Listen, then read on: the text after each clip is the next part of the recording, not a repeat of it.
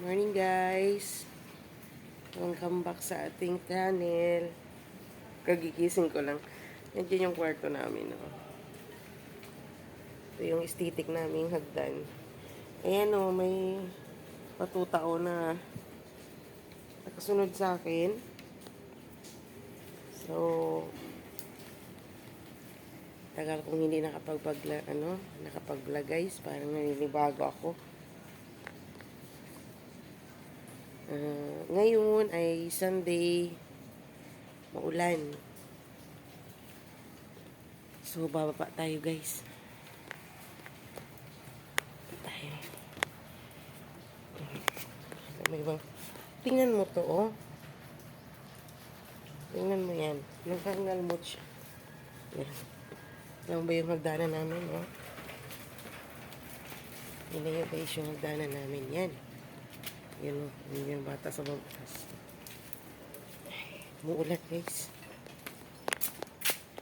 Muulan. Tingnan nyo yung paligid. Nandito tayo sa ating aesthetic na naman na kusina. Okay, guys. Tagal kong hindi nakapag-vlog. As in, tagal-tagal guys. Lagi lang akong short videos kasi nga na-busy. Tapos may mga nangyari nga talaga.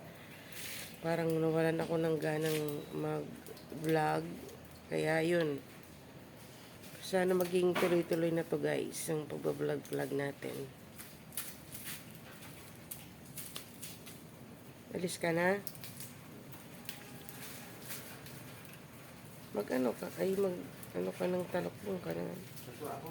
Oo, maghimat. Mag-update sa akin. So, pagkising lang natin, it's already 7 o'clock in the morning. At meron na naman din kasama dito. Ang dilim guys. Ang dilim. Ayan. Yan o, yung kasama ko. Ay, ba't ang clingy niya ngayon sobra-sobra?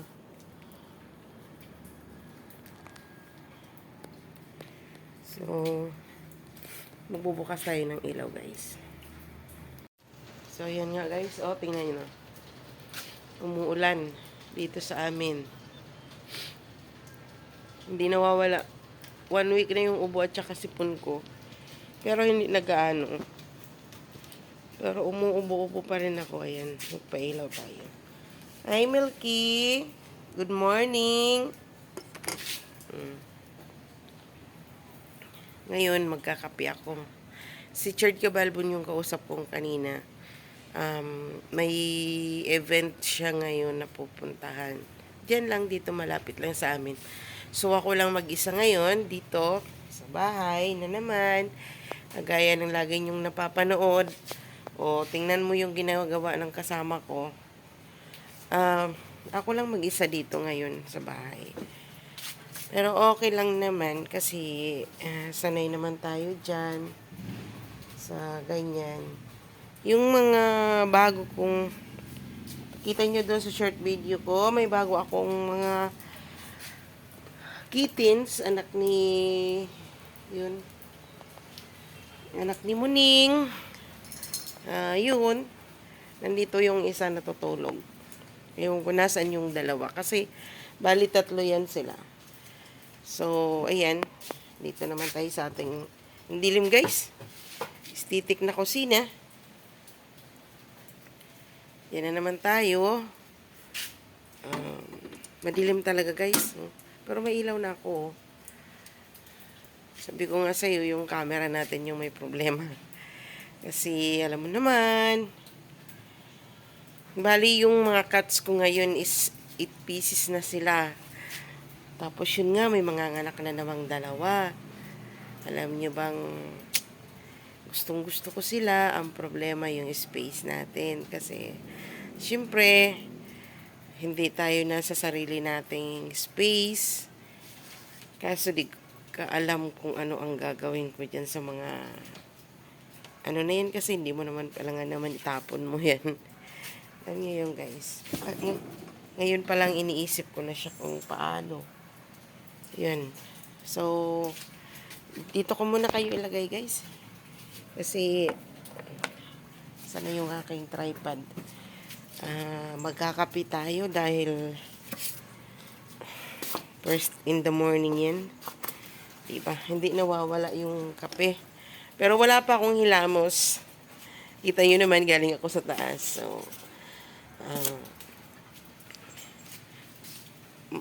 ilalagay ko kayo dito sa aking tripod. Saglit lang guys ha. Para alam mo bang, sobrang na-miss ko ka talaga kayo sa pagba-vlog ko. Kaso, wawalan talaga ako ng ganang mag-vlog. Pero, thank you so much guys sa mga nanonood sa mga short video ko. Yun. Thank you so much sa inyo. Kasi alam kong nandyan pa rin kayo kahit na madalang lang talaga na kaming nakakapag-upload. Pero nandyan pa rin talaga kayo. Pasensya na kayo guys, magalaw ang camera natin kasi inaayos ko kayo dito sa tripod ko, ha? Ay, sorry.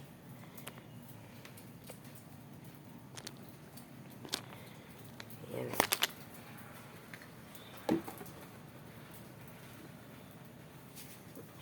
Kasya ba guys? Kita nyo ba ako? Ang laki-laki ko na. So, magkakape muna tayo guys. Punta muna ako dito. Diyan ko muna kayo ilagay kasi madilim kasi guys eh. Ang hirap naman ng, pero someday, makakaano din tayo ng medyo maayos-ayos na camera, no guys? Pero sa ngayon, kung ano yung meron, yun na lang muna yung pagtiyagaan natin. At maging kontento na muna tayo. Magkakape lang ako guys. Pag-init ako ng kopi.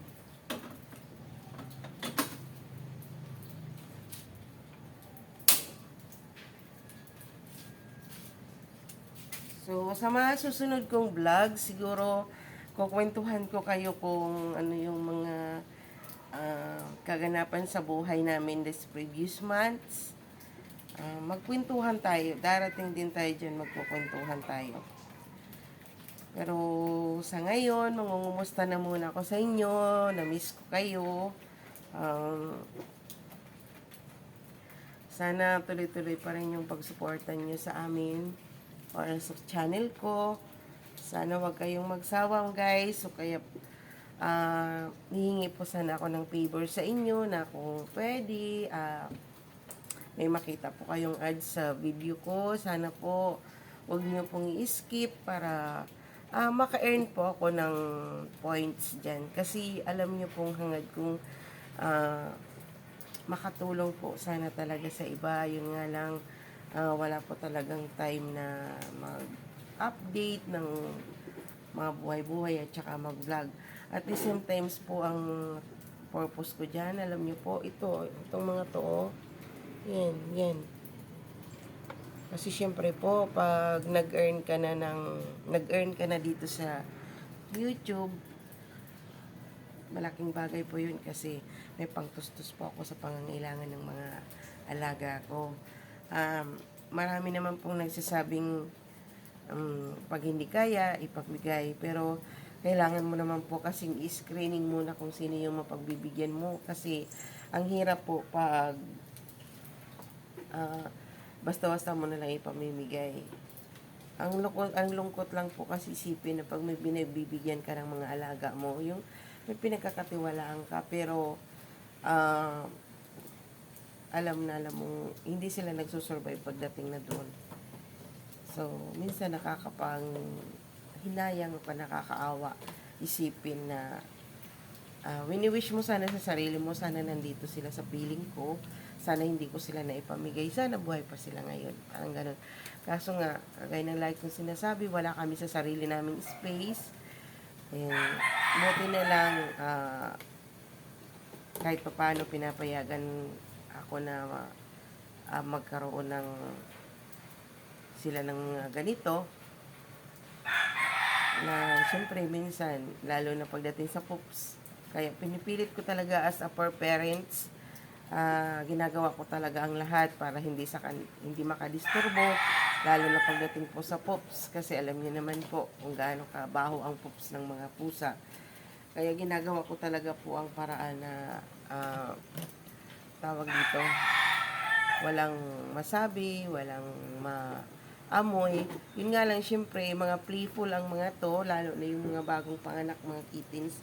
Syempre, hindi maiwasan minsan, nakaka-destroy ng mga kung ano-ano dito sa labas. Pero as long as kaya ko talagang protektahan yung mga bagay-bagay para hindi sila makadisturbo, sila makasira. Pero syempre, lagi talaga, no, ano nga, hindi nga perfecto, lagi talagang may nangyayari at may nangyayari. Pero, thankful pa rin ako kasi pinayagan tayo magkaroon dito ng mga ganitong alaga. I wish ko nga someday, sana, yung kagaya ng makikita ko sa mga shelter, I wish someday na magkaroon ako ng shelter, but full of, support kasi ayoko naman po yung kagaya ng iba na yung nangihingi lang talaga para may survive sa mga alaga nila. Sana yung i-bless tayo para maging blessed tayo sa hindi lang tao pati sa mga hayop. Kasi naniniwala ako dyan sa pananaw ko na animals are created by God pa rin. So, dapat po, dahil created din tayo na God, so kaya siguro ginawa ni God yung mga animals kasi wala pong buhay or walang kulay ang ating mundo kung wala sila. So, dapat alagaan din po natin sila kagaya ng pag-alaga ni God sa atin. So, yun na nga muna guys, yung aking update. Ako'y magkakape sa maulan na panahon. Sana po mas marami pa akong maikukwento sa inyo na mga kaganapan or baka po mamaya magkwento ako sa inyo pero baka wag kayong magtaka kasi same clothes pa rin dahil baka pagkatapos kong magkape or pag wala na akong gagawin,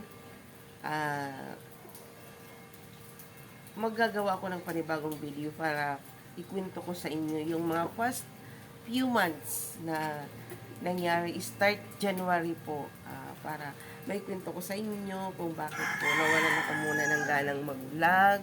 Something like that happens in our lives here kami ni Church Cabalbon TV.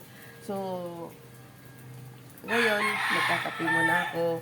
Basta wala akong masabi kundi maraming salamat talaga guys.